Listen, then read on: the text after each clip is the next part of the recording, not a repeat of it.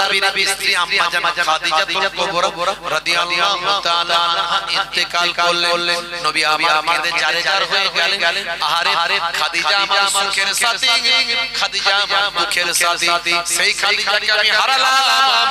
আমার আল্লাহ তাকে ডেকে নিয়েছেন, খাদিজা দুনিয়া ছেড়ে বিদায় নিয়েছেন। আম্মা জান খাদিজা ইন্তেকালের পরে নবী আমার অনেক কেঁদেছিলেন, চোখ দিয়ে নবীর আমার পানি ঝরঝর করে পড়েছিল। হে তরুণ যুবকেরা, আল্লাহর নবী নিজের কাফন নিজের পা দিয়ে মা খাদিজা কাফনের কাপড়টা বানিয়েছিলেন। হে যুবকেরা, হে বন্ধুরা, দুই নাম্বার শর্ত পূরণ করলেন সাহাবীরা যখন আম্মা জান খাদিজা কুবরা রাদিয়াল্লাহু তাআলা রাউজা মুবারক যখন কবরটা যখন খনন করলেন, কবরের মাটিটা যখন সমান হয়ে গেল, আল্লাহর নবী তখন কবরের মাটিতে নেমে পড়লেন, খালি গায়ে হয়ে গেলেন। মাহারে নবুয়ত নবীর সিরাত ছিল পিঠে, নবীর ঘাড়ের নিচে আর পায়া আমার গলার ঘাড়ের নিচে এই যে উঁচু জায়গা, এখানে নবীর একটা আল্লাহর কুদরতি স্ট্যাম্প ছিল, একটা মাহারে নবুয়তের স্ট্যাম্প। সেখানে মুহাম্মদ রাসূলুল্লাহ বলে লেখা ছিল, মুহাম্মদ সাল্লাল্লাহু আলাইহি ওয়াসাল্লাম আল্লাহর রাসূল। যে লেখাটা দেখার জন্য সাহাবায়ে কেরামেরা অস্থির হয়ে থাকতেন। নবী আমার তো খালি গায়ে থাকতেন না, কখনো কখনো স্পেশাল নবীকে খালি গায়ে হতে হয়েছে। আম্মা জান খাদিজা কুবরা রাদিয়াল্লাহু তাআলা আনহা রাউজা মুবারকের করা দেবার জন্য নবী আমার খালি গায়ে হলেন, কবরে নেমে গেলেন। নবী আমার ঝরঝর করে কেঁদে কেঁদে কবরটা দু চারবার করা দিতে শুরু করলেন। খালি গায়ে নবী আমার কবরে করা দিয়ে আম্মা জান খাদিজার জাতীয় শর্তটা পূরণ করলেন। আল্লাহর নবী আম্মা জান খাদিজাকে কবর করলেন, সাহাবারা চলে গেলেন। নবী আমার চড়া পানি পরা বেদনা নিয়ে আম্মা জান খাদিজা কুবরা রাদিয়াল্লাহু তাআলা আনহাকে কবরস্থ করে মাথার কাছে চুপ করে বসে রইলেন। বসে আছেন আল্লাহর নবীর বায়ামায়া কাল চোখখানা রুহানি চোখ, নবীর চোখ আম্মা জান খাদিজার কবরের ভিতর প্রবেশ করালেন। এমন সময় দেখেন ফেরেশতা এখনো ঢুকছে না। ফেরেশতা যখন প্রশ্ন করবে আল্লাহর নবী জবাবটা দেবেন। এরই জন্য নবী আমার অপেক্ষা করছেন মাথার ঘোরায়। দীর্ঘ সময় ধরে ফেরেশতা কিন্তু প্রবেশ করছে না। নবী আমার সব করছেন আমার নবীকে আমার আল্লাহ সেই চোখ দিয়েছিলেন। আল্লাহর নবী এক সময় সাহাবায়ে কেরামদের বলেছিলেন, ইন্নী আরা মা লা তারাউনা ওয়া আসমাউ মা লা তাসমাউন। হে আমার শোনো, আমি যা দেখি তোমরা তা দেখো না, আর আমি যা শুনি তোমরা তা শোনো না। আমার নবী 63 বছর জীবন জিন্দেগিতে যখন নবী আমার ঘুমিয়েছেন, নবীর চোখ দুটো ঘুমিয়েছে, নবীর অন্তর কখনো ঘুমায় না। তাই আল্লাহর নবী ওযু না করলেও কোনো অসুবিধা ছিল না। নবীর কাল কখনো ঘুমায় না, আত্মা কখনো রূহ কখনো ঘুমায় না, অন্তর কখনো ঘুমায় না। আমার নবীকে আমার আল্লাহ সে ক্ষমতা দান করেছিলেন। নবীকে পৃথিবীর সমস্ত নবীদের ইমাম বানানো হয়েছিল, যে নবীরা হাতের লাঠি চালালে অজগর বিশাল বড় সর্প হয়ে যায়, হাতটা গোল করলে সূর্যের মতো আলো হয়। যে নবীদেরকে আল্লাহ মুজিজা দিয়েছিলেন, কুষ্ঠরোগী মানুষের শরীরে হাত দিলে ভালো হয়ে যায়, জন্মান্ধ চোখের মানুষের শরীরে হাত দিলে চোখটা ফিরে পায়। আমার নবীকে সমস্ত নবীদের ইমাম বানিয়েছিলেন। সেই নবী যখন ঘুমিয়ে থাকতেন, নবীর চোখ দুটো ঘুমাতো, নবীর অন্তরটা কালবটা হৃদয়টা কখনো ঘুমাতো না। আল্লাহর নবী কালবের চোখ দিয়ে অন্তরের চোখ দিয়ে আম্মা জান খাদিজা কুবরা রাদিয়াল্লাহু তাআলা আনহা কবর রওজা মুবারকের ভিতরটা দেখতে লাগলেন এখনো ফেরেশতা এসে ঢোকেনি মুনকার নাকির ফেরেশতা এখনো পৌঁছায়নি অনেকক্ষণ বসে আছে নবী আমার চিন্তা করছেন আহারে কেন এখনো মুনকার নাকির ফেরেশতা আসেনি আমি নবী জবাব দিয়ে দেব হে তরুণ যুবক বহুক্ষণ বসে থাকার পরেও কিন্তু কবরে কোনো ফেরেশতা আসছে না জিবরাইল ফেরেশতা স্বয়ং আল্লাহর নবীর কাছে হাজির হয় ইয়া রাসূলুল্লাহ হাবিবাল্লাহ আমার আল্লাহকে সালাম দিয়েছেন আমার আল্লাহ সব জানেন আপনি কেন বসে আছেন সেটাও জানেন শুনে রেখে দেন জেনে রেখে দেন আপনার স্ত্রী খাদিজার রওজা মুবারকের আপনার স্ত্রী খাদিজার কবরের ভিতরে মুনকার নাকির ফেরেশতা আসবে না কারণ তার কারণ হলো আপনি তার প্রশ্নের জবাব দেবেন এই জন্য অপেক্ষা করছেন যেদিন আপনি বিবি খাদিজাকে ওয়াদা করেছিলেন তার সওয়ালের জবাব দেবেন সেদিনই আমার আল্লাহ জানতে পেরেছিলেন আর সেদিনই আমার আল্লাহ ঠিক করে নিয়েছিলেন আপনার বিবি খাদিজার সওয়ালের জবাবটা সেদিনই কবুল হয়ে গিয়েছে ইয়া রাসূলুল্লাহ হাবিবাল্লাহ আর বসে থাকার দরকার নাই আপনার স্ত্রী বিবি খাদিজার কবরে মুনকার নাকির ফেরেশতা যাবে না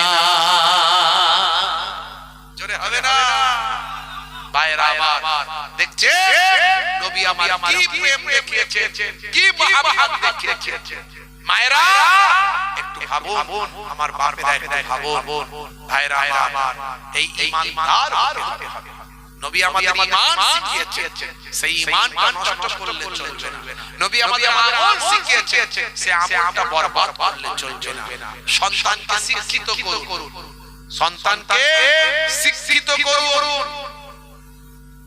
অনাহারে ওয়াহারে থেকে পড়াশোনায় খামতি করবেন না আমরা কঠিন বিপদের মধ্যে আছি বাবা পরিস্থিতি খুব খারাপ বুঝতে পারছেন মুসলমানের জীবনের কোনো দাম নাই মুসলমানের জীবনের কোনো দাম নাই বাংলাদেশের দীপু দাসকে হত্যা করেছে উগ্রবাদীরা যারা করেছে ওরা নামে মুসলমান কাজে মুসলমান নয় চরম শাস্তির দাবি করেছে এটা অন্যায় এটা অপরাধ ইসলামে তাদের কোনো ক্ষমা নাই বাংলাদেশের দীপুকে নিয়ে আমরাও কথা বলেছি সবাই কথা বলছি কিন্তু দীপুর মতো ঘটনা বাংলাদেশে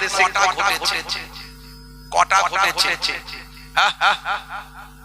একটা ঘটলেও অন্যায় কিন্তু ভারতবর্ষে কটা ঘটেছে প্রতিদিন ঘটছে প্রত্যেক দিন পিটিয়ে মারা হচ্ছে মুসলমানকে এই দিন আগে বিহারে পিটিয়ে মারা হলো আজকে মায়ামার জুয়েল রানাকে পিটিয়ে মারা হলো কয়েকদিন আগে এই পশ্চিমবঙ্গে ব্রিগেডে মায়ামার ওই একে রেজাউল রবিউলকে মায়ামার পেটানো শুরু করলো যাক বেঁচে গেছে মেরে ফেলতে পারেনি প্রত্যেক দিন নাম বলবো আমি আখলাক গুনায়ে আফরাজুল মায়ামার কত নাম বলবো মুসলমানের জীবনের কোনো দাম নাই আর মুসলমান আমরা নিজেরা মারামারি করি সিলসিলা মাযহাব আকীদা গোল টুপি লম্বা টুপি চুপচা হাত বাঁধা মুনাজাত কোথায় নামাজ পড়ব কিভাবে পড়ব হারাম হালাল মুসলমান একে অপরকে বেঈমান মুশরিক নানা রকমের ফতোয়া দিয়ে আমরা নিজেরা ব্যস্ত আছি বুঝতে পারছেন যারা আমাদের মাঝখানে যারা আমাদের মাঝখানে ফতোয়াবাজি করে মুসলমানের মধ্যে লড়াই লাগাচ্ছে এদের জেনে রাখুন এরা কিন্তু এজেন্ট এরা হচ্ছে এজেন্ট যারা কওমের বিপদের সময় আজকে মুসলমান আমরা বড় বিপদের মধ্যে আছি আমাদের উপর রাত দিন দিয়ে তারা চক্রান্ত করছে কিভাবে আমাদেরকে মেরে ফেলা যায় কিভাবে আমাদের উপরে কোনো হত্যা চালানো যায় কিভাবে আমাদের উপর জুলুম করা যায় কিভাবে আমাদেরকে সচ্যুত করা যায় রাত দিন যখন চক্রান্ত করছে নেতারা সেই সময় কিছু নামধারী মুফতি মাওলানা ইমাম তারা ওয়াজের মাধ্যমে মুসলমানের মধ্যে এই সিলসিলা মাযহাব দল এই হানাফি এই সাফি এই হাত এখানে বাঁধো হাত বুকে বাঁধো হাত নাভিতে বাঁধো এটা হারাম ও চলবে না ও মুনাফিক ও কাফির ও বেঈমান রাত দিন চলছে এই যারা আমাদের মাঝখানে মুসলমানের মধ্যে বিভাজন তৈরি করছে সুকৌশলে ভালো করে চিনে নিন এরা হলো এজেন্ট এরা হচ্ছে জালেমের এজেন্ট এদের দিয়ে মুসলমানের মধ্যে আবার বিভাজন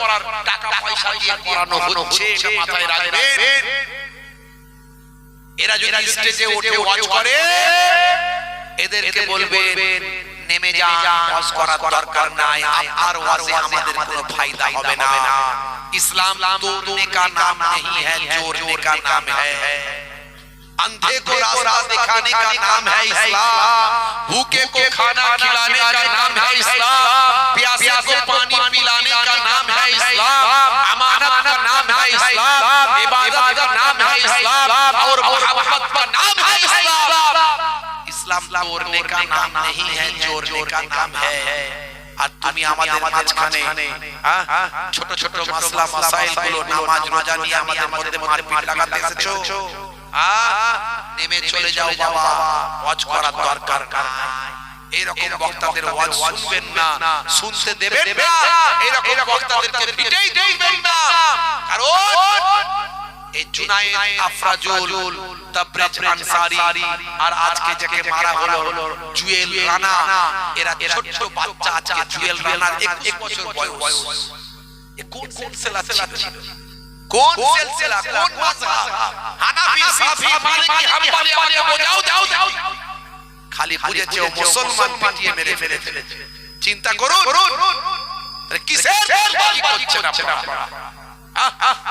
ভাইরা আমার কঠিন পরিস্থিতির মধ্যে দিয়ে আমরা যাচ্ছি আমাদের যোগ্য লিডার নাই নেতা নাই যাদেরকে আমরা মনে করি আমাদের হয়ে কথা বলবে তারা সবাইকে নিয়ে কাজ করে না তারা নিজেদের দল তৈরি করে নিজেদের ক্ষমতা প্রতিষ্ঠিত করে বুঝতে পারছো যোগ্য নেতা আমরা এখনো পাইনি পশ্চিমবঙ্গের মানুষ তাই আমাদের ভালো করে ভাবতে হবে খুব ঠান্ডা মাথায় চলতে হবে কোন রকম উস্কানি থেকে দূরে থাকতে হবে প্রশাসনের উপর ভরসা রাখতে হবে আইনের উপর ভরসা রাখা ছাড়া আমাদের উপায় নাই আইনের উপর ভরসা রাখতে হবে আইনকে হাতে তুলে নেবেন না বিধানসভার আগে অনেক শান্তি চলবে অনেক গন্ডগোল চলবে খুব শান্তভাবে চলতে হবে ঐক্যবদ্ধভাবে থাকবেন একে অপরের বিপদে পাশে দাঁড়াবেন সন্তানদেরকে শিক্ষিত করবেন একমাত্র সব সমস্যার সমাধান হলো শিক্ষা সব সমস্যার সমাধান হলো শিক্ষা আপনার ঘরের ছেলেটার মেয়েটার যে মেধা আছে মেরিট আছে সেই মেধা মেরিটটাকে নষ্ট করবেন না সেই মেধা মেরিটটাকে নষ্ট করবেন না অনেক রকম ভাবে পড়াশোনা করানো যায় সাহায্য সহযোগিতার অনেক দরজা খোলা আছে আপনার ঘরের মেধা মেরিট ছেলেটাকে আইএস আইপিএস ডব্লিউবিসিএস ভায়া প্রশাসনিক লেভেলে নিয়ে যান প্রশাসনিক লেভেলে করে নিয়ে যাওয়ার চেষ্টা করুন লড়াই করেই যেতে হবে গণতান্ত্রিক পদ্ধতিতে লড়াই সংবিধান রক্ষার লড়াই এগিয়ে যেতে হবে আপনার সন্তানটাকে আইএস আইপিএস ডব্লিউবিসিএস অফিসার করুন জি হ্যাঁ হে তরুণ লাগেরা হে বাবা পুরানা শুনে রেখে বাবা জেনে রেখে দেন শিক্ষার কত মর্যাদা শিক্ষার কত দরজা আমি আপনাদের মাঝখানে বলি হে যুবকেরা মুসলমান আগের থেকে অনেক বেশি শিক্ষিত হয়েছে হয়তো চাকরি বাকরিতে আমরা অনেক পিছিয়ে আমাদের ঠিক মতো চাকরি বাকরি থেকে শুরু করে সেভাবে আমাদেরকে জায়গা দেওয়া হয়নি কিন্তু আগে থেকে মুসলমান অনেক শিক্ষিত হয়েছে তা বলে আমরা শিক্ষা থেকে দূরে থাকব না চাকরি বাকরির জন্য শিক্ষিত হব এই চিন্তা ভাবনা নিয়ে আমরা শিক্ষিত হব না শিক্ষিত হব এই জন্য শিক্ষাই হলো জাতির মেরুদণ্ড আর শিক্ষা গ্রহণ করতে আল্লাহ বলেছেন নবী বলেছেন আল্লাহর নবী বলেন উতলুবুল উলামা মিনাল মাহাদি ইলাল্লাহ মায়ের কোল থেকে বিবির কোল পর্যন্ত শিক্ষিত হতে থাকো তালাবুল ইলমি ফরিদাতুন আলা কুল্লি মুসলিমিনা মুসলিমাত প্রত্যেকটা মুসলমান নর নারীর জন্য ইলম জ্ঞান অর্জন করা হলো ফরজ কারণ শিক্ষিত হলে হাজারটা রাস্তা খুলে যায়, আপনার ইনকামের হাজার হাজার পথ খুলে যাবে, আপনি সঠিক পথের দিশা পেয়ে যাবেন। হে তরুণ যুবকেরা, শিক্ষার বড় আজও বেশি অনেক অনেক শিক্ষিত হতে হবে। আগের থেকে শিক্ষার হার বেড়েছে, তবু আরো বেশি আমাদের শিক্ষিত হতে হবে। এক ছোট্ট উদাহরণ দিয়ে আপনাদের মাঝখানে, হে তরুণ যুবকেরা, আমার মুরব্বিয়ানেরা, জায়গাটা হলো গুজরাটের ভাবনগর বলে একটা জায়গা আছে, সেখানে ভায়া দোস্ত তরুণ যুবকেরা গোখিয়া বলে একটা গ্রাম আছে, সেই গ্রামে একটা গরিব কৃষক পরিবার, এসটি ফ্যামিলি, নিম্ন সম্প্রদায়, গরিব পরিবারের একটা সন্তান, তার ছোট সন্তানটা হলো ভায়া আমার তিনটি ভায়া আমার 3 ফুট লম্বা, তার নাম হলো গণেশ। এই গণেশের হাইট হলো মাত্র 3 ফুট, অর্থাৎ বামুনে যাকে বলা হয়, যাকে বামুনে বলা হয়, যাকে ভায়া মাকে চোকার বলে কিংবা বলে বেউনে বলে। তরুণ যুবকেরা 10 ভায়া আমার মাত্র 3 ফুট লম্বা, তার আর লম্বা শরীর হয় না, দেখতে ছোট ছোট শরীর। এই জন্য লোকে তাকে বেউনে বলে বা তাকে চোকার বলে। ছোটবেলা থেকে তার মেধা অনেক, মেরিট অনেক, বুদ্ধি আছে, তীক্ষ্ণ ব্রেন, ছোট থেকে পড়াশোনা সে ভালোই করে আসছে। বাবা একদিন দেখা গেল হঠাৎ করে সেই আমার গণেশের পিতার কাছে একদল অফিসার মানুষ এসে হাজির হলো। কোথা থেকে এসেছো তোমরা? বলে আমরা সার্কাস থেকে এসেছি, অমুক নামি দামি সার্কাসের আমরা হলাম অফিসার, আমরা এসেছি আপনার ঘরের এই ছোট সন্তান এই গণেশ, তার হাইটটা হলো মাত্র 3 ফুট, তাকে আমরা জোকারের কাজে লাগাতে চাই। সে তো আপনার ঘরে বেকার, কোনো কাজের নয়, তার জন্য আপনাকে আমরা 5 লক্ষ টাকা আপনাকে দিচ্ছি। টাকাটা গণেশের বাপের সামনে ফেলে দিয়েছি, এই 5 লাখ টাকা। আর আপনার ছেলে ছেলের কোনো দাম নাই, ছেলে আর কাজ করবে, কিছু করতেও পারবে না, তো ওই সন্তানকে আমাদের দিয়ে দিন, আমরা সার্কাসে তাকে কাজে লাগাবো। বুঝতে পারছেন? গণেশকে আনতে এসেছে সার্কাসের অফিসার। কষ্ট হচ্ছে আপনাদের? একটু হবে না শেষ করে পেছনের দিনের মানুষ কি বলছে? হবে আর আপনারা কি বলছেন? বলেন হবে না শেষ করে হবে বলছেন? আচ্ছা কারা চান না হাত তুলে দেখান তো দেখি। অনেক মানুষ চাই না বলছে। সত্যি চান নাকি না চোখে চলে যাচ্ছে? চান চোখে হবে বলছে। মশগুল হয়ে দরুদ শরীফ আল্লাহ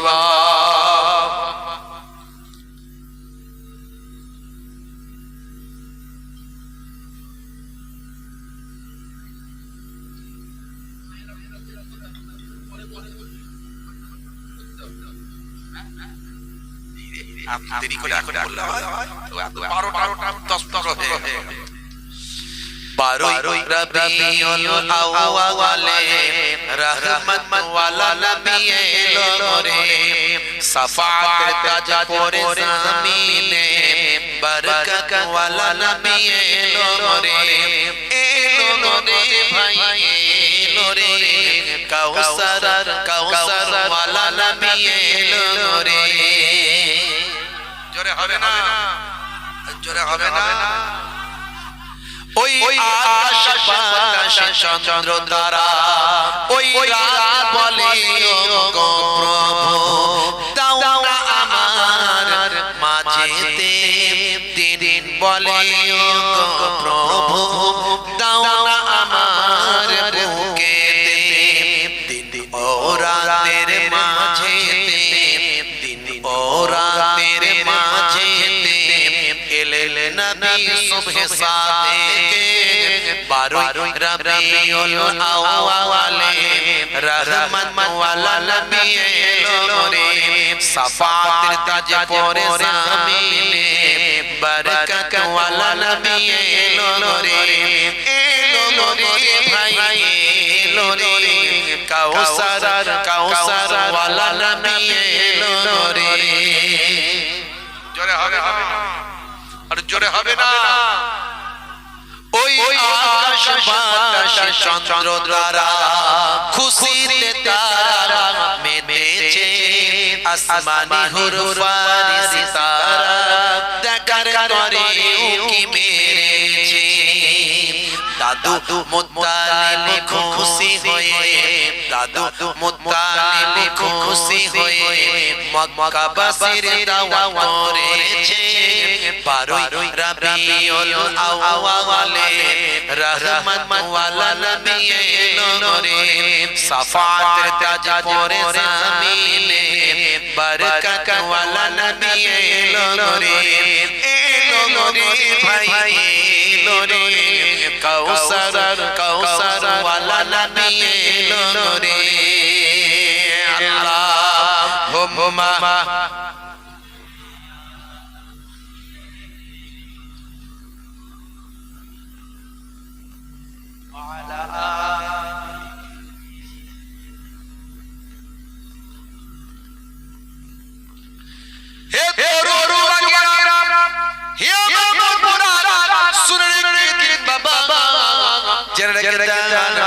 গুজরাটের ভাভরের বখিয়া নামক এলাকায় বাইরা গণেশের পিতার কাছে 5 লক্ষ টাকা ছুঁড়ে দিয়ে সার্কাসের অফিসাররা বলে আপনার এই সন্তানের তো কোনো দাম নাই এই সন্তানকে আমাদের কাছে দিয়ে কে আমরা সার্কাসের কাজে লাগাবো সার্কাসের জোকার বানাবো হে তরুণ যুবকেরা এখন যোগ্য সন্তানের যোগ্য পিতা সেই সময় বলেছিলেন আমার সন্তানকে আমি এই কয়েক টাকা নিয়ে তোমাদের কাছে আমি বিক্রি করতে পারবো না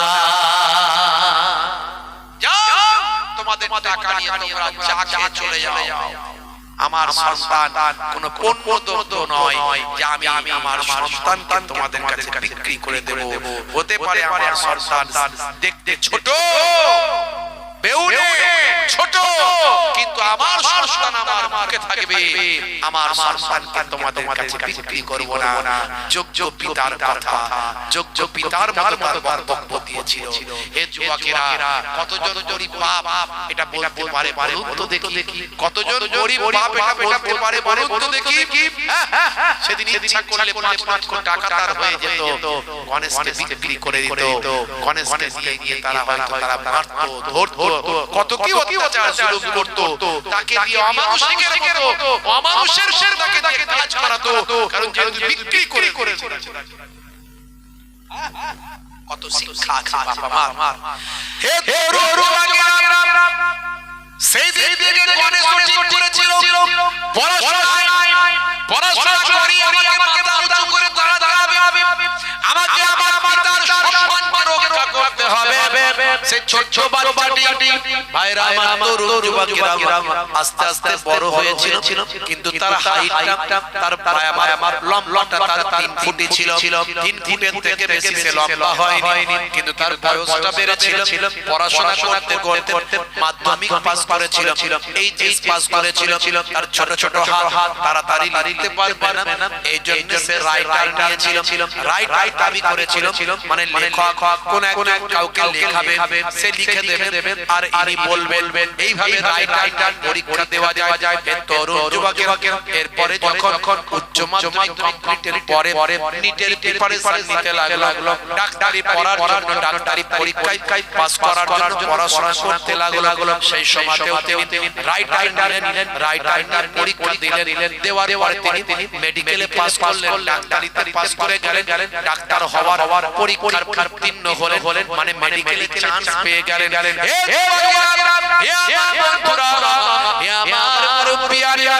এবার ডাক্তারি পড়বেন কিন্তু মেডিকেল বোর্ড ডাক্তারদের মেডিকেল বোর্ড বলল এমন ব্যক্তি ডাক্তার পড়ে কি হবে সেই ডাক্তার হয়ে করবে বা আমার ডাক্তারি হওয়ার বেসিকা পরীক্ষায় পাস করেছে বটে কিন্তু ডাক্তার হয়ে কি লাভ যার মাত্র লম্বায় হাইট হলো 3 ফুট এই 3 ফুট মানুষটা ডাক্তার হয়ে সে কোনো পেশেন্টের ঠিকমতো ট্রিটমেন্ট করতে পারবে না পেশেন্টের শরীরে তার হাত পৌঁছাবে না তাকে উঁচু জায়গায় বসে ট্রিটমেন্ট করতে হবে এরকম ভাবে সম্ভব নয় ওকে ডাক্তারি পড়ার জন্য মেডিকেল কলেজে ভর্তি করা হবে না মেডিকেল কলেজে ভর্তি নেওয়া হবে না এরকম ছেলের ডাক্তার হওয়া যাবে না কিন্তু গণেশের পিতারও প্রবল ইচ্ছা, গণেশের ইচ্ছা আমি ডাক্তার হব, আইনজীবী ধরল, অ্যাডভোকেটের সঙ্গে কথা বলল, অ্যাডভোকেট বলল হবে না, মানে দেশের আইনে কোথাও লেখা নাই যে লম্বাই ছোট হলে সে ডাক্তারি পড়তে পারবে না। মেধা যার আছে, যার মেরিট আছে, সেই চান্স পাবে, সেই পড়াশোনা করবে, নিশ্চয় হবে। চলো সুপ্রিম কোর্টে মামলা হবে, সুপ্রিম কোর্টে মামলা করলো। ভাইরা আমার, হে তরুণবাগীরা, কোর্টের রায় হলো, সেখানে বলা হলো হাইট দেখে নয়, ডাক্তার হবে মেরিট দেখে, মেধা দেখে ডাক্তার হতে হবে। যার মেধা আছে সে ডাক্তার হতে পারবে, তাকে ডাক্তারি পড়ার সুযোগ দেওয়া হবে। ভাই আমার কোর্টের অর্ডার হলো, বাধ্য হয়ে ডাক্তারি হওয়ার জন্য পড়াশোনায় ভর্তি হয়ে গেল। যখন বছরে বছরে পরীক্ষাগুলো হয় তখন তিনি রাইটার পরীক্ষা দেন, কারণ তাড়াতাড়ি লিখতে পারবেন না, ছোট ছোট হার ছোট আগুল। তারপরে তিনি রাইটার পরীক্ষাগুলো দেন, পরীক্ষা দিয়ে পাস করে ডাক্তার হয়ে গেলেন। হে তরুণ যুবকেরা, হে আমার মুরব্বিয়ারা, সেই বাচ্চা 3 ফুট লম্বা ভাবনগর মেডিকেল কলেজে তিনি চান্স পেলেন, সেখানে তিনি ডাক্তারি করার জন্য হসপিটালে চান্স পেলেন। সকাল হলে এফ্রনটা দিয়ে ছোট ছোট দেখতে বয়স, পেছন থেকে দেখলে মনে হবে কোন বাচ্চা ছেলে সাদা এফ্রন পরে হেঁটে যায়, গলায় স্টেথোটা লাগানো আছে, গলায় স্টেথোটা যেন মাটির সঙ্গে ঘষে যায়। তরুণ যুবকেরা, এই রকম ছেলে ছোট দেখতে বাচ্চা মতো দেখতে, সকালবেলা ভাবনগর মেডিকেল কলেজ হসপিটালে সকালবেলা যখন গেটের দিকে হেঁটে খাট করে যায়, সবাই অবাক হয়ে যায়। এই বাচ্চা ছেলে ডাক্তার গলায় স্টেথো দেওয়া আছে, বাচ্চা ছেলে ভালো করে তাকিয়ে দেখেন, না এটা বাচ্চা ছেলে নয়, এটা হচ্ছে একটা বেউনে। ভাই আমার দেখতে বাবা তার হাইট ছোট, কিন্তু তিনি একজন এমবিবিএস ডাক্তার, মাথা উঁচু করে হসপিটালের ভিতরে গিয়ে আজও তিনি ডাক্তারি ট্রিটমেন্ট করে।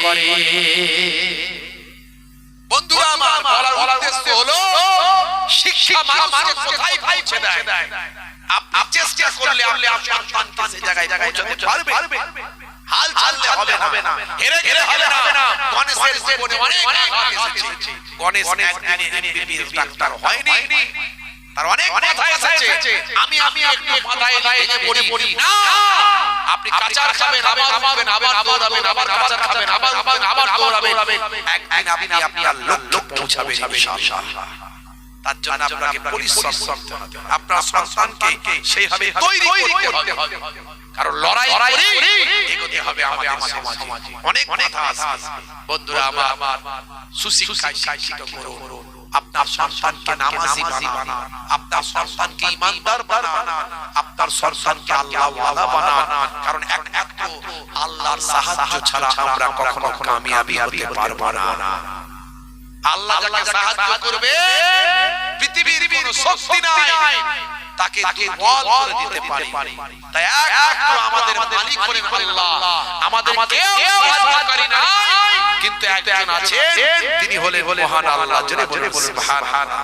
সেই আল্লাহর সাহায্য পেতে গেলে আপনাকে নামাজি হতে হবে, আপনার স্ত্রীকে নামাজি হতে হবে, আপনার পরিবারকে নামাজি হতে হবে, আপনার সন্তানকে নামাজি হতে হবে। তাকে সেই শিক্ষা দিন যে নামাজি যেন হয়ে যায়, রোজাদার হয়ে যায়, সুন্নতওয়ালা হয়ে যায়, নবীর আখলাক চরিত্রটা যেন মেনে চলে, দুনিয়াতেও কামিয়াবি পাবে, আখিরাতেও কামিয়াবি পাবে। বলুন আল্লাহুম্মা আমিন, বলুন আল্লাহুম্মা আমিন। আমার আল্লাহ আমাদের নামাজি সুন্নতওয়ালা বানিয়ে দেন, বলুন আল্লাহুম্মা আমিন। ভাইরা আমার, তরুণ যুবকেরা আমার, মুরব্বিয়ানেরা আমার, যাওয়ার আগে, বিদায় দেওয়ার আগে একটুখানি বলবো, একটু আবেদন এসেছে, একটুখানি যদি আপনারা দান সাহায্য সহযোগিতা করেন তাহলে একটু ভালো হয়। একটু যতটুকু সম্ভব আমার মায়েরা বোনেরাই করে, ব্যবস্থা করে আমি শুনেছি, তবে যদি একটু সহযোগিতার হাত কিছু ব্যবস্থা তো নাই, তাহলে কি হবে? একটুখানি আমি আপনাদের কাছে চাইবো, আপনারা একটুখানি মায়েদের বোনেদের আজকে যে জান্নাতের বাগানটা তৈরি করার জন্য সহযোগিতা করেন, তারা সব ব্যবস্থাপনার দায়িত্বগুলো পালন করেন, তারা সব কিছু টাকা পয়সা দিয়ে খরচা করেন। আর মায়েরা বোনেরা তাদের এই খরচা একটু সহযোগিতার হাত তারা বলেছে যে একটুখানি যদি মানুষজন দেয় বড় খুশি হব। জি হ্যাঁ, এটা একটুখানি আমি আপনাদের কাছে দান চাইবো। একবার দরুদ শরীফ আল্লাহুম্মা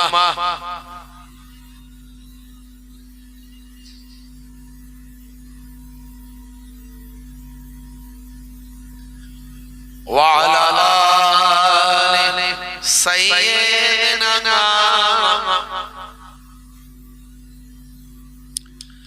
ओ शहरे मोहब्बत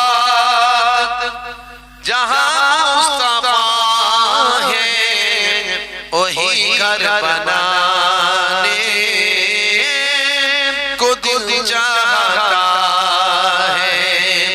ओ शहरे मोहब्बत जहां मुस्तफा है वही घर बनाने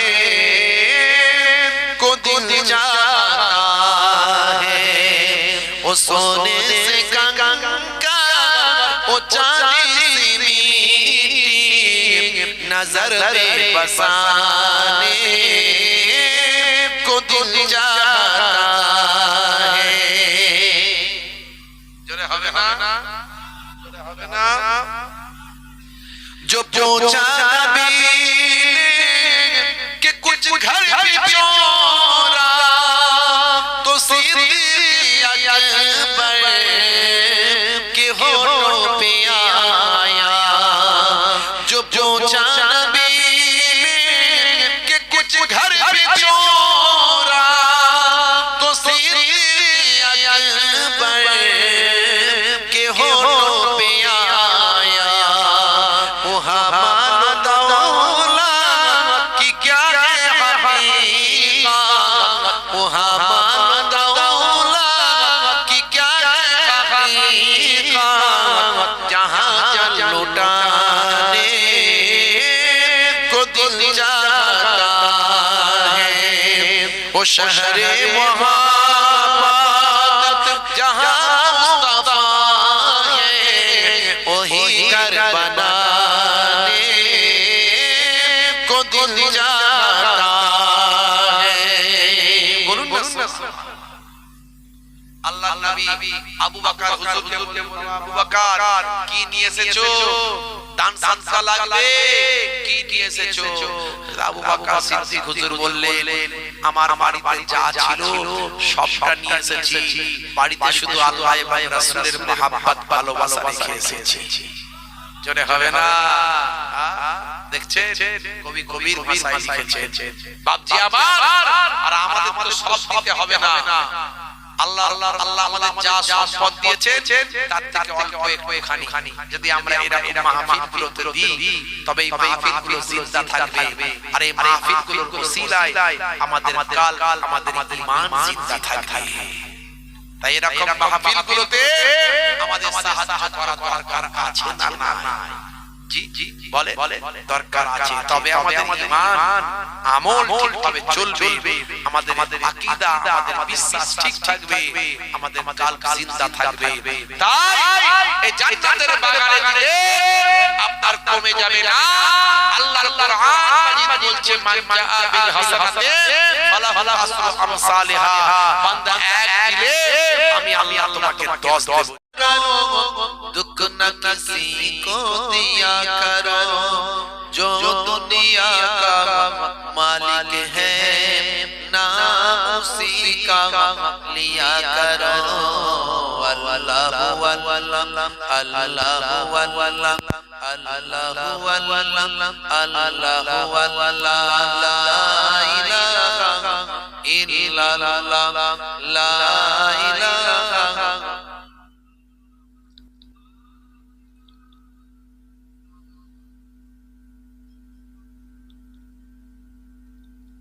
লা ইলাহা ইল্লাল্লাহ মুহাম্মাদুর রাসূলুল্লাহ সাল্লাল্লাহু আলাইহি ওয়াসাল্লাম। দরুদ শরীফ আল্লাহুম্মা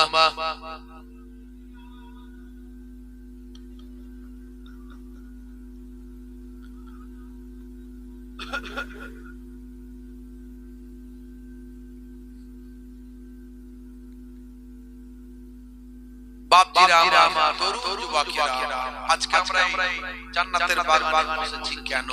ঠান্ডাকে উপেক্ষা করি, এত কষ্ট করি, ঘরের ভিতর কম্বল মুড়িয়ে ঘুমাতে পারতাম, তা না করে কিছু সময়ের জন্য এখানে বসলাম কেন? আল্লাহর নবী বলে তাদারিসুল ইলম, ইলমের দার্স নাও, ফিল লাইল, রাতের বেলা সাআতান 1 ঘন্টা, অনলি 1 আওয়ার এট নাইট, রাতের বেলা 1 ঘন্টা যদি তুমি কোরআন হাদিসের দার্স নাও, ওয়াজ নসিহত মাহফিল শোনো, 1 ঘন্টা ওয়াজের মাহফিলে যদি বসো, আল্লাহর নবী বলেন খায়রুম মিন আহিয়াইহা, সারা জীবন ধরে যত নফল ভালো কাজ করেছো তার থেকে 1 ঘন্টা ওয়াজ শোনা অনেক ভালো। জোরে হবে না? এ তরুণ যুবকেরা,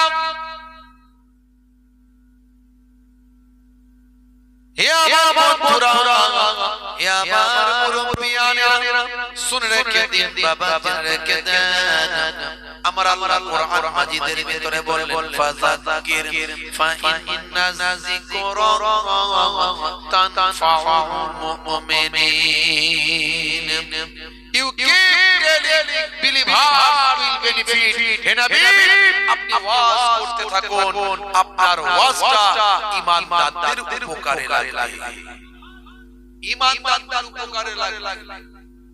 আল্লাহর নবী ওয়াজ করেছিলেন, হযরত আবু বকর সিদ্দিক রাদিয়াল্লাহু তাআলা আনহু উপকার হয়েছিল।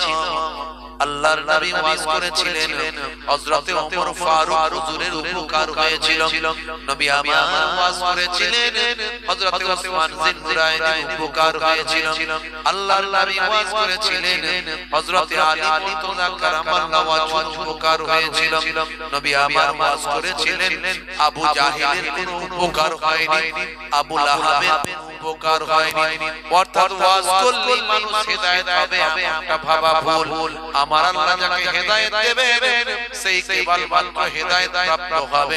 আল্লাহ বলেন, হে নবী, আপনি ওয়াজ করতে থাকুন, আপনার ওয়াজটা ঈমানদারদের উপকারে লাগবে। সেই জান্নাতের বাগান, সেই ওয়াজের মাহফিলে আমরা বসেছি কিছু সময়। আল্লাহ রাব্বুল আলামিন আমাদের উপকার দান করুন, নাফা হাসিল করার তৌফিক। जो पूछा नबी ने कि कुछ घर भी छोड़ा के पाए के होठों पे आया, वहाँ मालो जाओला कि क्या है हस्ती का, वहाँ मालो जाओला कि क्या है हकीका, जहाँ जन लुटाने को दिल चाहता है, वो सहरे मोहब्बत जहाँ वही घर बनाने को दिल चाहता है। अल्लाह আর যারা মারছে তারাও জানবে না কেন আমরা তারা মারছি। আখিরি জামানা সেই সময়টা এসে হাজির হয়েছে। আল্লাহর নবী বলেন, এরকম ফিতনার জামানা যখন তোমরা পাবে, আখিরি জামানা জিহাদে মোহাব্বত কি আওয়াজ গুঞ্জি, कहाँ हंसला এরকম আখিরি জামানায় ফিতনা ফাসাদের সময় চারিদিকে ওয়াসওয়াসা জিহাদে মোহাব্বত কি আওয়াজ গুঞ্জি, আমার মতো প্রতীক যদি আমি রাসূলের সুন্নতকে ভালোভাবে আমল করে একটা সুন্নতের বিনিময়ে আমার ওই মতো इजाजत अगर तो जाने शहादत, इजाजत अगर तो जाने शहादत, लाबों से लगाने को दिल चाहता है, वो शहरे मोहब्बत जहाँ मुस्तफा है वही घर बनाने को दिल चाहता है अल्लाहुम्मा सल्ली अला কোনো দাম নাই বিশেষ করে মুসলমান আমরা আমাদের জীবনে কোনো মূল্য নাই তবে আপনি যদি নামাজি পড়েন তাহলে আল্লাহ ওয়ালা হতে পারেন ओ नन्ना सा असगर एरी रगर कर यही जग रखा ओखी में रो कर ओ नन्ना सा असगर जो एरी रगर यही जग रखा था ओखी में रो कर बाबा में पानी का प्यासा नहीं हो बाबा में पानी की प्यासा नहीं हो मेरा सर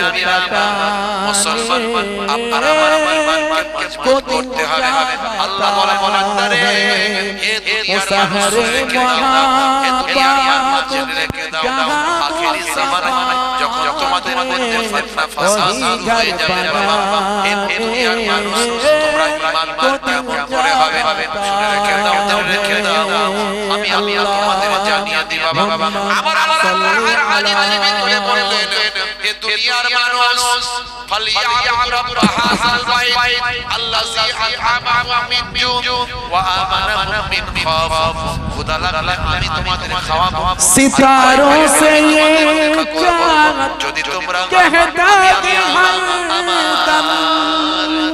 तुम्हें क्या पता তোমরা করো আমি আল্লাহ তাআলা তোমাদের খাওয়াবো আর ভয় পেলে আমি सितारों से ये चाहत कहता कि हम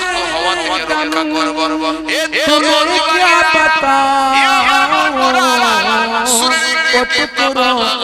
জেনে রেখে দেন আমার অন্য জায়গায় বললেন হে মানব তোমাকে আমি পৃথিবীর সর্বশ্রেষ্ঠ করে সৃষ্টি করলাম লক্ষ লক্ষ আমি আদমের আওলাদকে চোখ দান করলাম আমি আমার আওলাদকে সবচেয়ে সুন্দর সৃষ্টি করলাম লক্ষ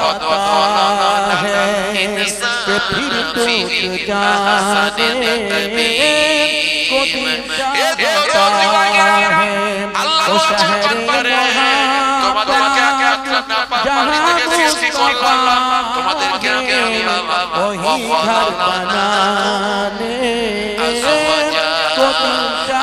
জোড়ায় তোমাদের জন্য জমিনকে আমি বিছানা বানিয়ে দিলাম তোমাদের জন্য আকাশকে ছাদ বানিয়ে দিলাম কত কত প্রতি ক্ষমতা আমি তোমাদের ওয়ালা সাইয়্যিদিনা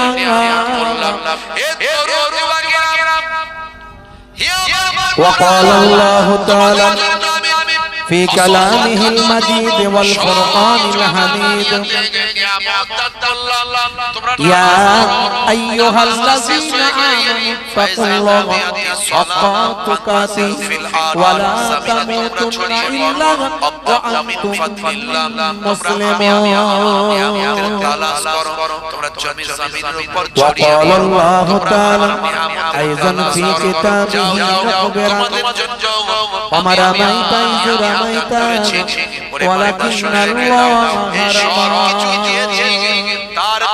তোমাদের কাছে একটা জিনিস চেয়েছি বান্দা তোরা আমার ইবাদত সাল্লাল্লাহু আলাইহি ওয়াসাল্লাম মান তামাসসাকা বিসুন্নতি عند فساد أمتي فلهم أجر مئة شهيد إلى آخر الحديث أو كما قال عليه الصلاة والسلام وقال النبي صلى الله عليه وسلم সাবউন তাজরিলিল আবদ বাদা মাউতিহি ওয়া হুয়া ফি কবরিহি মান আল্লামা ইলমান আও কাসারা নাহরান আও হাফারা বীরান আও গারাসা নাখলান আও বানা মসজিদান আও ওয়ারাসা মাসহাফান أو ترك ولدا يستغفر له بعد موته إلى آخر الحديث أو كما قال عليه الصلاة والتسليم শ্রদ্ধেয় সম্মানীয়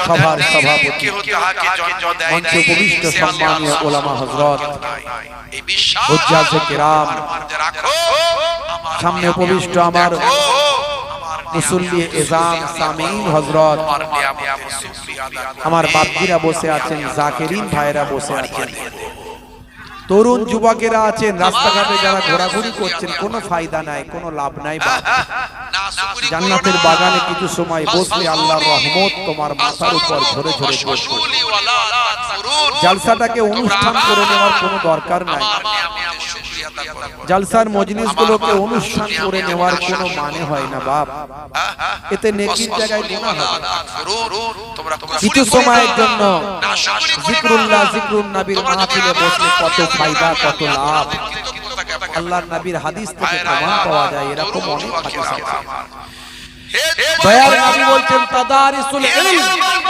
ইলমের দার্স নাও ফিল লাইলে রাতের বেলা এক ঘন্টা যদি দার্সের মতো দার্স নিতে পারো তালিমের মতো তালিম নিতে পারো ওয়াজ নসিহতের মাহফিলে যদি এক ঘন্টা মানুষ হয়ে গেছে মনোযোগ দিয়ে পৃথিবীর বড় বড় ওয়াজ নসিহত শুনতে পারো কোরআনে এক ঘন্টার তালিমটা কত মূল্য এক ঘন্টার ওয়াজের মাহফিলে বসা কত মার্তবা আল্লাহর নবী বলেন খায়রুম মিন আহিয়াইহা সারা জীবন নফল ইবাদতের থেকে ভালো করে বলেছেন সারা জীবন ধরে যত নফল ইবাদত হয়েছে তার থেকে ভালো এক ঘন্টার আলোচনা যুবকেরা এই কোরআন জান্নাতের বাগানে বসলে তোমাদের জীবনটা পাল্টে যাবে যুবক অবস্থায় ওয়াজ শুনতে হবে যে বয়সটায় মুরব্বিদের তো গোনা মুরব্বি মানুষের গোনা করার আর অবকাশ নাই বয়স হয়ে গেছে আর এনার্জি নাই গোনা করার কি গোনা করবে কোন রকমের খাওয়া দাওয়া একটু করে উঠতে গেলে ব্যথা বসতে গেলে ব্যথা চলতে গেলে লাঠি আর কোথায় গেলে গাড়ি এই তো মুরব্বিদের অবস্থা তাদের গোনা করার ক্ষমতা নাই ক্ষমতা থাকে না একবার দেখতাম কি করা যায় ক্ষমতা যার আছে সে টাকাটা মজলিসে বসে তারা ঘুরে ঘুরে বেড়ায় যারা গোনা করবে যারা এই মজলিসে এসে বসলে গোনা থেকে বাঁচতে পারবে কিছুটা অন্তত কমবে হুজুরের ওয়াজ শুনে অন্তত বাঁচার চেষ্টা করবে তারা ওয়াজ মাথায় ঢোকাবে তবে আলহামদুলিল্লাহ যুবকেরা ফোন করে হুজুর আপনার ওয়াজ শুনে আমার এই পরিবর্তন হয়েছে এই পরিবর্তন হয়েছে এই চেঞ্জ হয়েছে ভাইরা আমার আমি অনুরোধ করবো যুবকদের এদিক ওদিক ঘোরাঘুরি না করে সময় নষ্ট না করে জান্নাতের বাগানে কিছু সময়ের জন্য বসলে অনেক কিছু হে তরুণ যুবকেরা হে আমার বন্ধুরা শুনে রেখে দিন বাবা জেনে রেখে দেন হে মুসলমান জিকরুল্লাহ জিকরুন নবীর মাহফিলে যদি আপনি বসেন আপনার জীবনটা ধন্য হয়ে যাবে আল্লাহর নবীর হাদিস থেকে বিভিন্ন হাদিস থেকে প্রমাণ দয়ার নবী আমার বললেন হে বাবা আবু রাজিম তুমি দুটো ভালো কাজ করবে এই দুটো ভালো কাজ যদি করতে পারো আমি দয়ার নবী তোমাকে বলি তোমার আল্লাহ দুনিয়াতেও ভালো করবে আর আখিরাতটাও কামিয়াবি দান করে দেবে কালার এমনি অটোমেটিক তার মধ্যে একটা হলো আলাইকা বিল মুজালিসা আহলাস যিকির যখন কোন তুমি জিকিরের মাহফিল পাবে ওয়াজ নসিহতের বয়ান পাবে কোরআন হাদিসের আলোচনার জায়গাটা পাবে বাবা আবু রাজিম সেই জায়গায় উপস্থিত হওয়া হাজিরা দেওয়া তোমার জন্য লাজিম মনে করে নেবেন আর যখন তুমি একাকী থাকবে ফাইজা খালাউতা ফাহারিক লিসানিকা মাস্তাতাআত যিকরিল্লাহ যখন তুমি একাকী থাকবে নিরিবিলিতে থাকবে নির্জনে থাকবে তোমার লিসানটা তোমার জিহ্বাটা আল্লাহ আল্লাহ আল্লাহ জিকিরে মশগুল করে রাখবে। এই দুটো কাজ যদি তুমি করতে পারো, হে বাবা আবু রাজিম, আমি দয়ার নবী তোমাকে বলি আল্লাহ তাআলা তোমার দুনিয়াতেও কামিয়াবি দেবেন আর আখিরাতেও কামিয়াবি দান করে দেবেন। সারা শরীরে ট্যাটু করা, ট্যাটু অবস্থায় নামাজ হবে না, ওযু হবে ওয়াজের মাহফিল আল্লাহ বাকি আল্লাহ শরীফ আপনারা বসিরা আল্লাহ ট্যাটু কেমন এলাকার তওয়াফ করেন। এই যুবকেরা স্পেশাল বাকি আপনাদের একটা আমি হলাম দরজা বিখ্যাত বাকি একটা দরজা আছে বসিরা আল্লামা হুজুরের এলাকার মানুষ। আল্লামা হুজুর বিভিন্ন বিষয় পক্ষে বিপক্ষে আলোচনা করে, কোন বিষয়ের উপর এখানে যায় যদি বলি বসিরার দরবার শরীফ বসিরার আল্লামা হুজুরের বাড়ির পাশের মানুষ ধরার চেষ্টা করে। গুরুত্ব মর্যাদা আলাদা হয়ে যদি কেউ আমাদের হুগলি থেকে আসে ফুলপুরা শরীফের আশপাশ থেকে বলে ফুলপুরা শরীফের মানুষ, লোকের কাছে একটা মূল্য হয়ে যায় বাবা হুজুরের এলাকার মানুষ। মদিনা শরীফে আমার নবীর রওজা থেকে যদি 100 কিলোমিটার দূরকার বাড়ি হয়, হিন্দের জমিনে যখন আসবে পক্ষে আলোচনা করব, ওই বর্তমান নবীর দেশের মানুষ কোরআন নিয়ে একটু পরিহাস করব, ঠাট্টা করব, মুরব্বিয়ানেরা আমার তরুণ যুবকেরা কথা বলবো। এই এলাকায় অনেক জলসা হয়, অনেক আলেম আল্লাহ করে এলেমের অভাব নাই, মাদ্রাসা মক্তব মসজিদ বসিরার এলাকায় যা আছে আমার মনে হয় পশ্চিমবঙ্গের কোন জায়গায় আছে কিনা আমি জানি ওই ছোট সূরাটা নিয়ে এত এখানে ব্লগিং করব, কথা বলবো, কিছু আলোচনা করব। আল্লাহ কবুল করেন। তবে সূরা আমাদের পরিপূর্ণ ইসলামের মধ্যে প্রবেশ করতে পরিপূর্ণ ইসলামের মধ্যে প্রবেশ করতে হবে। আমি মুহিবুল্লাহ হুসাইন ছোট হুজুরের নাতি চিন্তাবরী হুজুরের পোতা, মুখে দাড়ি রেখেছি, জিহ্বা পড়েছি, মনে মনে আমার বিজারটা কেঁপে উঠল।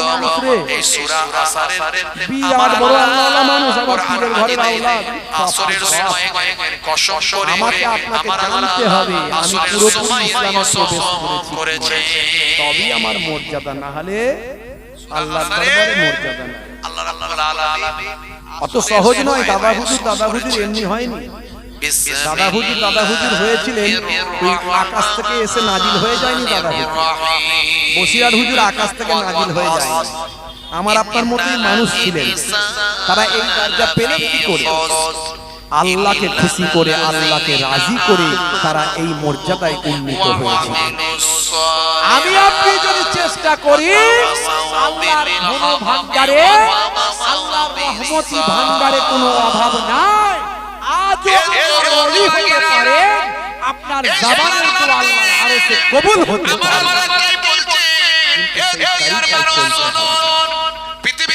সেই ওয়েতে চলতে হবে, সেই ট্র্যাকে চলতে হবে, সেই রেল লাইনের পথ ধরে এগোতে হবে। লাইন তো হলে হবে না বাপ। চারিদিকে গোনা, কোন দিকে যাবে? রাস্তায় বেরোবেন গোনা আর গোনা, নিজেকে সামনে রাখবেন কি করে? চায়ের দোকানে বসবেন, 2 মিনিট চা খেতে বসেছেন, সেখানে চগল করি অশ্লীল ভাষা কানে চলে করবেন। 2 মিনিট বসেছেন চাটা খাবেন, আবার একজন তো সারা দিন চায়ের দোকানে বসে, চায়ের দোকানে বসে না থাকলে বলে আমি নামাজটা পড়ি আর চায়ের দোকানে সময়টা কাটাই। চায়ের দোকানকে খারাপ বলছি না, আল্লাহর নবী বলছেন বাজার হলো সবচেয়ে খারাপ, আর দুনিয়ার মধ্যে সবচেয়ে ভালো জায়গা হলো মসজিদ। যত পারো মসজিদে ইবাদত করে সময় কাটাও। খালি নামাজটা পড়ে কোন রকমে পালাতে পারলে হলো। মসজিদে থাকলে জানটা ছটপট ছটপট ছটপট ছটপট করছে, যেন মনে হচ্ছে মাছকে ডাঙায় তুলে দেওয়া হয়েছে। মসজিদ থেকে বেরিয়ে যখন বাজারে গিয়ে বসলো চায়ের দোকানে, কত লাখ লোকের সঙ্গে দেখা, কত রকমের কথা। পরিপূর্ণ ইসলামের মধ্যে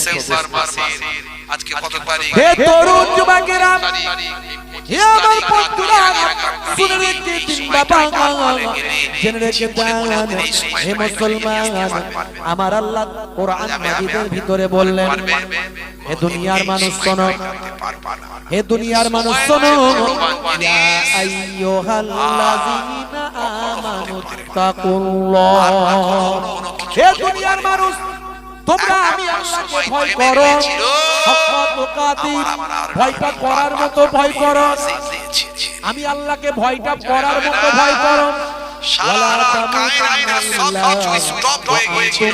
মুসলিমুন, ততক্ষণ পর্যন্ত মরো না যতক্ষণ না সচ্চা মুসলমান হয়ে যায়।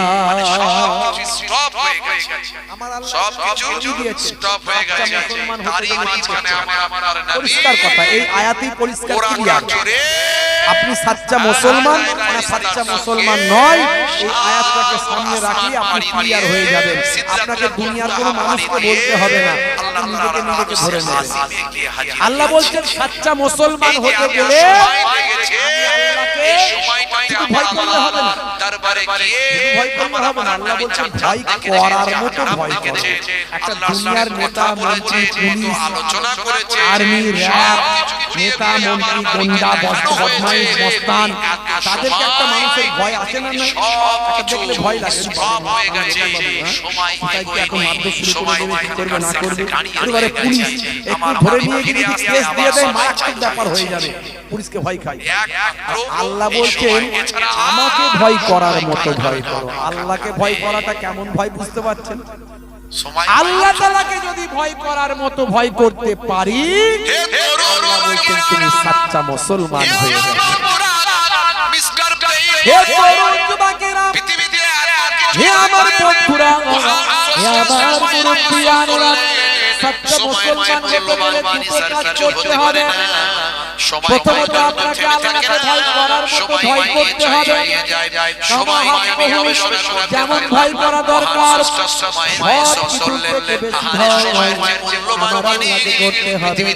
আর তারপর আপনাকে দুটো জিনিস করতে হবে। এক নাম্বার হলো মজবুতি রাখতে হবে। ইমান মানে শুধু আল্লাহকে বিশ্বাস নয়, ইমান মানে অনেক কিছু বিশ্বাস, আল্লাহকে বিশ্বাস, যেমন বিশ্বাস করা দরকার, যেমন মানা দরকার, পয়গম্বরদের বিশ্বাস, আসমানি কিতাবগুলোকে বিশ্বাস। হে তরুণ যুবকেরা, মৃত্যুর পর হতে হবে বিশ্বাস। আল কদর খাইরিহি ওয়া শাররিহি মিনাল্লাহি তাআলা, ভাগ্যে ভালো মন্দ যা কিছু হয় সব আল্লাহর কাছ থেকে হয় বিশ্বাস। হে তরুণ যুবকেরা, কিয়ামতের দিন হবে বিশ্বাস।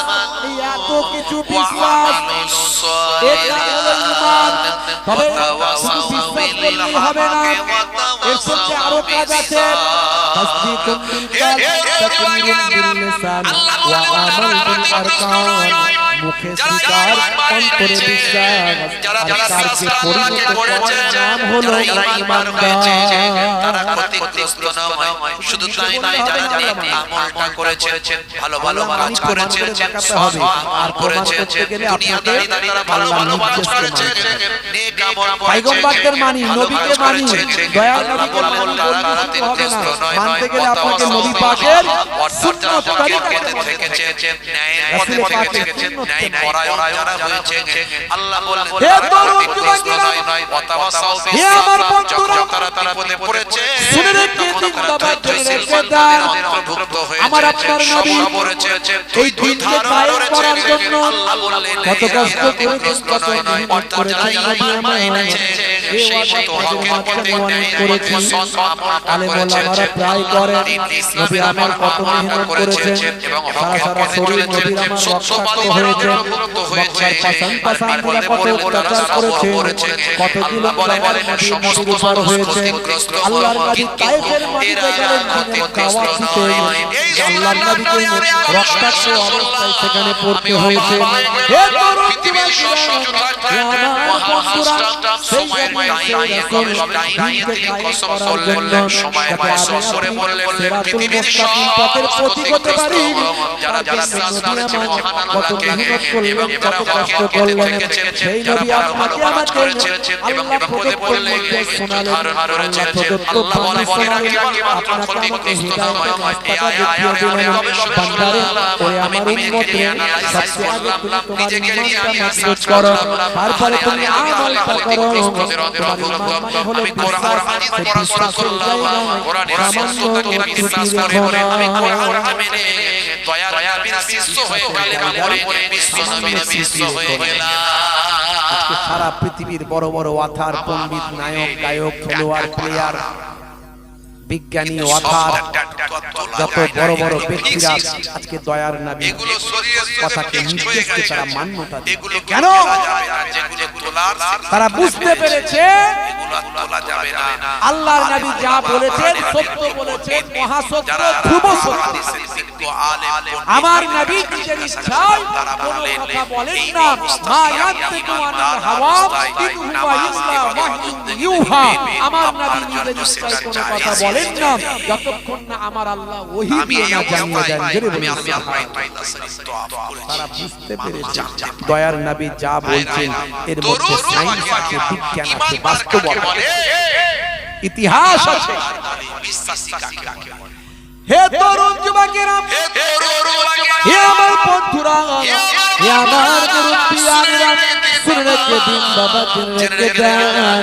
হে মুসলমানের লোক করুন, সে কোরআন আজিজ বলছে বান্দা। মাইকেল জ্যাকসনের কথা বলেছি, গ্যারি মিলারের কথা বলেছি, মিস্টার রিচমন্ডের কথা বলেছি, জেনিফারের কথা বলেছি, মিস্টার ব্রেইনের কথা বলেছি। হে তরুণ যুবকেরা, অনেক উদাহরণ দিয়েছি, জুনায়েদ জামশেদের কথা বলেছি, হাসিম আমলার কথা বলেছি, মঈনুল খানের কথা বলেছি, সাদিয়া মামার কথা বলেছি, মাসুদ ওয়াদুদের কথা বলেছি। অনেক উদাহরণের আগে দিয়েছি, ইন্টারনেট সার্চ করলে পাবেন 20-25,000 সেখানে বক্তব্য আছে কম বেশি। হে তরুণ যুবকেরা, আল্লাহ বললেন ইবাদত করতে, আপনারা মনে করি ইবাদত করার জন্য আমি আপনাকে এটুকু বলবো, আমার সামনে আমরা আল্লাহকে দেখতে পাই না, আমরা নবী পাককেও দেখতে পাই না, কিন্তু আল্লাহকে দেখতে পাই। আর দয়ার নবীর সবচেয়ে বড় মুজিজা সেটা হলো আল কোরআন। এই কোরআন মাজিদ আমার আপনার সঙ্গে আছে। এই কোরআন মাজিদকে নিয়ে যদি ভালো করে গবেষণা করি তাহলে আমরা বুঝতে পারবো আল্লাহ সত্য, নবী সত্য, ধ্রুব সত্য, প্রতিবার সত্য। হে তরুণ যুবকেরা, কারণ রাসূলের নির্দেশনা রাস্তা দিয়ে যাচ্ছেন মুসলমানদের আপনি সালাম দেবেন, বাস্তবতায় পরিণত হয়েছে। কথা বলার আগে সালাম দেবেন, নবী সালাম দিতেন, নির্দেশ দিয়েছেন সালাম দেবেন। আজকের যুগে মিলে যায় 1450 বছর আগের কথাগুলো আজকের যুগে বিজ্ঞান আর বাস্তবতায় প্রমাণিত হয়। এরকম অসংখ্য কথা আছে, আমি অনেক বলেছি, উদাহরণ দিয়েছি। ভাইরা আমার, তরুণ যুবকেরা আমার, হলিউডের একজন বিখ্যাত ফিল্ম স্টার, নাম হলো mister Dew Davis. Mister Dew Davis তিনি একজন নাস্তিক ছিলেন। নাস্তিক, এই পৃথিবীতে দুই শ্রেণীর মানুষ প্রথমত বাস করে, একটা হলো নাস্তিক আর একটা হলো আস্তিক। নাস্তিক মানে তারা বলে কোনো গড নাই, কোনো ইলাহ নাই, কোনো মাবুদ নাই, কোনো স্রষ্টা নাই, কোনো সৃষ্টিকর্তা নাই, সবকিছুই ন্যাচারাল, এরা হলো নাস্তিক। আর যারা বলে না একজন গড আছে, ঈশ্বর আছে, ভগবান আছে, প্রভু আছে, স্রষ্টা আছে, তারা যে কোনো ভাবে কাউকে না কাউকে একজন মানে, এরা হলো আস্তিক। হে তরুণ যুবকেরা, মিস্টার ডিউ ডেভিস একজন নাস্তিক। তার মাথায় স্নেহপূর্ণ ভালোবাসা হাতটা একবার বাড়িয়ে দেন। যতগুলো চুল আপনার হাতের তালুতে লেগেছে ততগুলো সব নবী বলেন আপনার নামাজ আমলে আমার আল্লাহ দান করে দেবে। ইবাদত আমি আপনি মনে করে শুধু নামাজ পড়লেই মনে হয় জান্নাতে চলে যাবে। কত নামাজি জাহান্নামে যাবে জানেন? কত নামাজি নারীওয়ালা জুব্বাওয়ালা, আমাদের মতো জুব্বাওয়ালা কত জাহান্নামে যাবে। কারণ নামাজ পড়েছিল, রোজা রেখেছিল, মানুষের প্রাণটাকে চাচা দিয়েছিল, মানুষের হক নষ্ট করেছিল। পিতামাতার সঙ্গে মামলা আছে না নাই? বাপের সঙ্গে মামলা ছেলে, আমার নিজের দেখা বড় মাওলানা, মাওলানা বড় বড়, কি বলছেন আপনি? বিরাট বড় মাওলানা, যতবার পরীক্ষা দিয়েছে ততবার ফার্স্ট সেকেন্ড থার্ডের মধ্যে র‍্যাঙ্ক করেছে। এইরকম আমি বানানো গল্প বলছি না, আমি নাম বলবো না, নাম বলবো না, আমার সব জানা আছে। বাপের সঙ্গে মামলা, বাপ মারা গেল, মামলা খেয়ে মারা গেল, বাবা হাইকোর্টে, এখন ভাইয়ের সঙ্গে মামলা চলছে। বুঝতে পারছেন? অত সহজ নয়। আত্তাকওয়া, নবী বলেছেন তাকওয়া এখানে থাকে, তাকওয়া এইখানে থাকে। বড় আলেম বলি হবে না, ইবলিস শয়তানের থেকে বড় আলেম কে হতে পারে? বলে বলতে কি ইবলিস শয়তানকে আল্লাহ মুআল্লিমুল মালাকুত করেছিলেন, ফেরেশতাদের টিচার বানিয়েছিলেন। একটা জিন হয়ে ফেরেশতাদের টিচার। চিন্তা করতে পারে? তাহলে বড় আলেম বলি হবে না, বড় হাজী গাজী, বড় দাড়ি, বড় জুব্বা হলি হবে না বাপ। এই জায়গাটা ঠিক রাখতে হবে। বুঝতে পারছেন? আপনার চাল চলন, আখলাক, আপনার জীবন ব্যবস্থা, আপনার ব্যবহার আচার যেন নবিয়ানা তরিকায় হয়, আপনার জীবনটা বদলে যায়। এই জন্যই তো বলি ভাই টিচার হয়ে যান, না হলে ছাত্র হয়ে যান, মাঝামাঝি থাকবেন।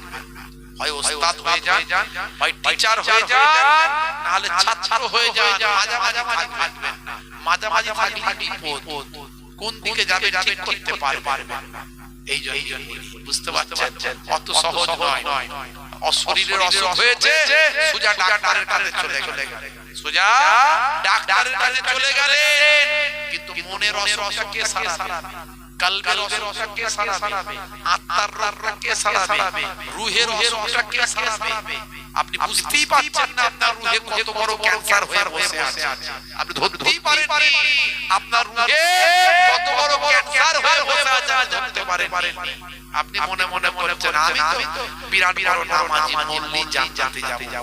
অত সহজ বাইরা আমার তরুণ যুবকেরা, আমার মুরব্বিয়ানেরা, হে তরুণ যুবকেরা, হে আমার বন্ধুরা, শুনে রেখে দিন বাবা, জেনে রেখে যান, একদিকে আপনার ঈমান আর একদিকে আপনার আমল, আমলটা আপনি সঠিকভাবে করার চেষ্টা করুন। আর মায়েরা বোনেরা আমার, হে মায়েরা, আপনার চারটে ভালো কাজ করবেন, পাঁচ ওয়াক্ত নামাজটা পড়বেন, বছরে একবার রমজানের রোজাটা রাখবেন, আর স্বামীর দেখাশোনা করবেন।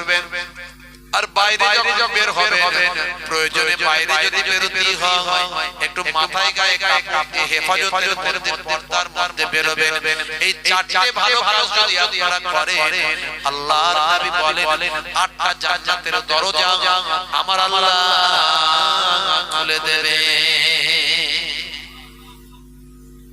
হে তরুণ যুবকেরা, হে আমার পুরানা, শুনে রেখে দিন বাবা, জেনে রেখে দেন, আম্মা জান খাদিজাতুল কুবরা, আম্মা জান খাদিজাতুল কুবরা কেমন ভাবে জীবন যাপন করেছেন, কেমন নবীর প্রতি মহব্বত, ভালোবাসা, কেমন স্বামীর প্রতি দায়বদ্ধতা, কেমন স্বামীর প্রতি মহব্বত, ভালোবাসা।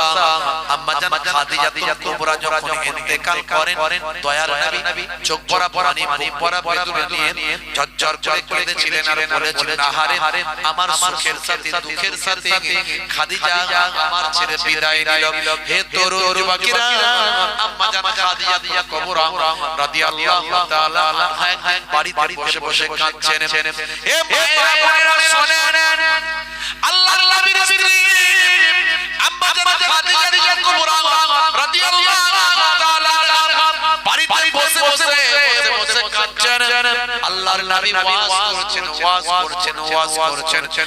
আম্মা জান ফাতিমা যোহরা রাদিয়াল্লাহু তাআলা আনহা ছোট বয়স, আম্মা জান ফাতিমা ছুটে এসে আব্বা জানকে বলেন, আব্বা জান আপনি ওয়াজ করছেন, আর আম্মা জান বাড়িতে কেঁদে যারে আহারে কি স্বামী স্ত্রীর সম্পর্ক, কি মহব্বত। নবী আমার ওয়াজ বন্ধ করলেন, বললেন বাবা ওয়াজ আমি আমি স্টপ করলাম, আমার বাড়িতে একটু সমস্যা আছে, আমি আমার বাড়িতে চলে যাই। চলে গেলে বাড়িতে গিয়ে আম্মা জান খাদিজা তোমরা রাদিয়াল্লাহু তাআলা আনহার কান্নাটা বন্ধ করার চেষ্টা করলে। দেখছে আপনার আমার ঘরে বউ কাঁদছে তো কাঁদছে, দূর বাবু কাঁদছে কাঁদুকে জায়গা না, ইসলাম কি শিখিয়েছে?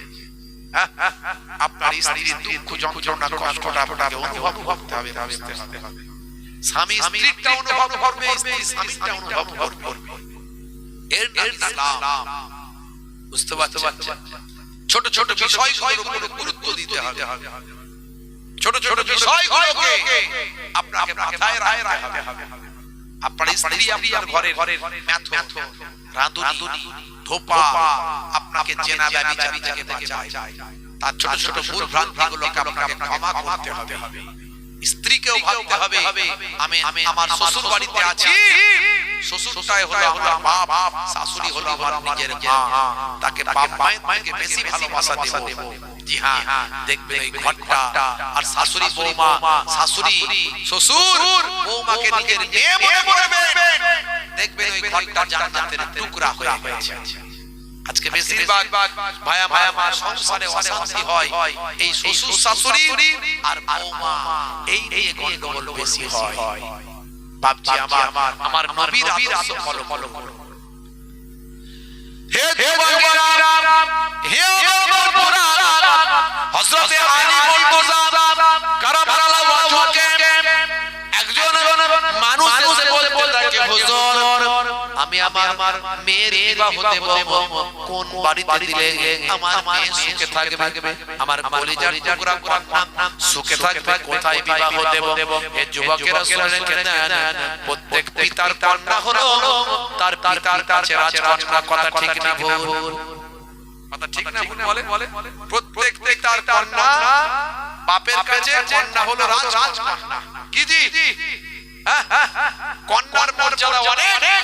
যে ঘরে আল্লাহ কন্যা দান করে, সে কন্যা দান করার কারণে কন্যাকে সুশিক্ষায় শিক্ষিতা করে সুপাত্রে প্রস্তুত করলে নবী বলে কন্যার পিতা আমি নবী জান্নাতে পাশাপাশি করে থাকবে। প্রত্যেক কন্যাই হলো বাপের জন্য রাজকন্যা। ছোট থেকে কোলে পিঠে করে মানুষ করে বড় হয়ে থাকে, বিবাহ দিতে হয়, সুপাত্রে প্রস্তুত করতে হয়। আর সেই ছেলে যদি, সেই স্বামী যদি স্ত্রীর উপরে মানে ওই কন্যার উপরে অত্যাচার করে, কোনো বাপ সহ্য করতে পারে না। এটা ভাবতে হবে প্রত্যেকটা পুরুষকে, প্রত্যেকটা যুবক ভাবতে হবে। এটা একমাত্র ঈমানদার না হলে হবে না। এই জন্য সংসারে এত অশান্তিগুলো হয়, আমাদের ভাবতে হবে। একটা পরের ঘরের মেয়েকে নিয়ে আপনি তুলেছেন, তার যাতে কোনো অসুবিধা না হয় সেদিকে লক্ষ্য রাখতে হবে। শ্বশুর শাশুড়িকে দায়িত্ব নিতে হবে, তাহলে আল্লাহর ভালোবাসা পাওয়া যাবে না। এটা মাথায় রাখতে হবে। ভাইরা, বৌমারও দায়িত্ব আছে, আমি শ্বশুর শাশুড়িকে নিজের বাপ মায়ের থেকে বেশি ভালোবাসা দেব। আর শ্বশুর শাশুড়ির দায়িত্ব আছে, আমার নিজের কন্যার থেকে বেশি ভালোবাসবো। সে বাপ মাকে ছেড়ে এসেছে, সেই বাপ মাকে ছেড়ে আসা কষ্ট যেন অনুভব করতে না পারি। এর নাম ইসলাম। আরে আমার ঘরে আমার নবীর পরিবার স্ত্রী আম্মা জান খাদিজা বাড়ি কাঁদবে আর আমার নবী ওয়াজ করবেন, এটা কখনো হতে পারে না। নবী আমার ওয়াজ বন্ধ করে সঙ্গে সঙ্গে বাড়িতে চলে গেলেন। বাবার সাহাবীরা ওয়াজ বন্ধ করলেন, আমার বাড়িতে একটু অসুবিধা আছে, আমি বাড়িতে যাচ্ছি। আমার কলিজা টুকরা কন্যা আমাকে বলেছে আমার স্ত্রী বাড়িতে একটু কাঁদছে, কি সমস্যা আমাকে সমাধান করতে হবে। নবী আমাকে মা খাদিজার কাছে বললেন, বিবি খাদিজা কেন কাঁদছো? বিবি খাদিজা বলো তোমার খুব যন্ত্রণা কষ্ট, আমি নবী তোমার খুব যন্ত্রণা দূর করে দেব ইনশাআল্লাহ। দেখেছেন প্রেম কাকে বলে, মহব্বত কাকে বলে, কি আখলাক চরিত্র নবী শেখালো, আর আমরা কি শিখলাম?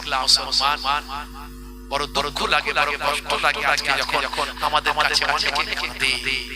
কোথায় বলবে, কার কাছে বলবে বলে? আমাদেরকে পাইতো পীরের নাতি পীরের পোতা, আহারে মনটা বড় যার করে এসে বলে হুজুর বড় কষ্টের মধ্যে আছি। অনেক মায়েরা অনেক ভাইয়েরা অনেক বলে বড় দরদ লাগে কষ্ট লাগে। আমরা সমাজকে শিক্ষিত বানাতে পারি, আমরা সমাজকে নবীর আদর্শ শেখাতে পারি, এটা আমাদের বড় ফল, বড় দুঃখ। আমরা ঘটনা বলে দিয়ে চলে যাই, আমরা সমাজকে তৈরি করতে পারি।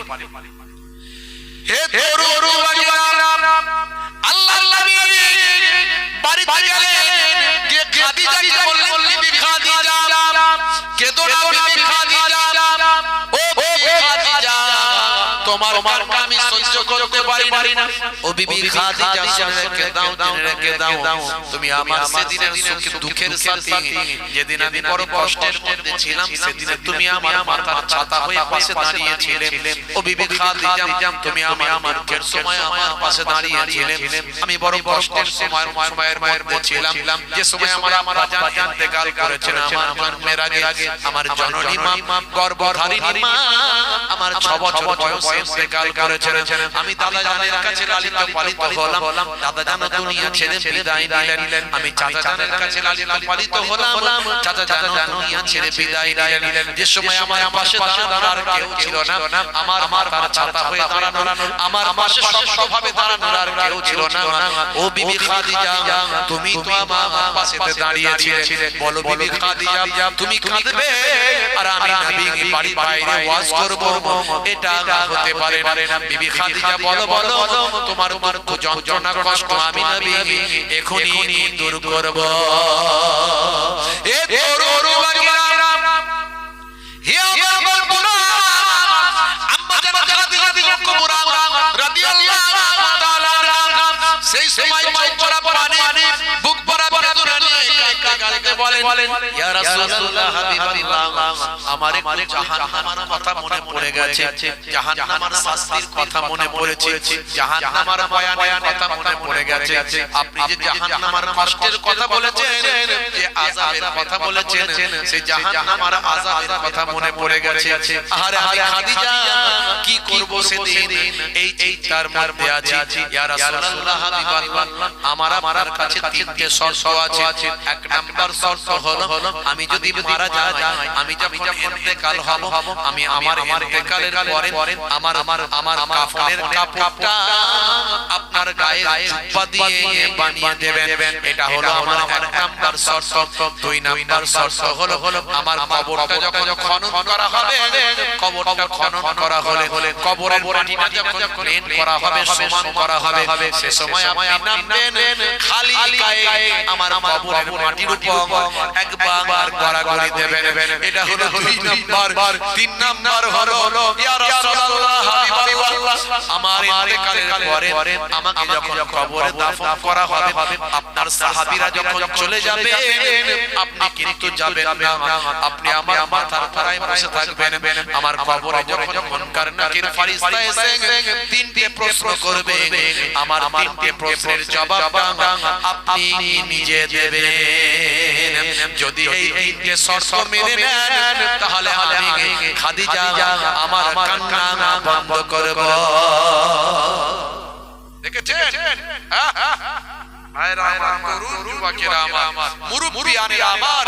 মুসলমান কি মহব্বত, কি ভালোবাসা আমার নবী শিখিয়েছেন।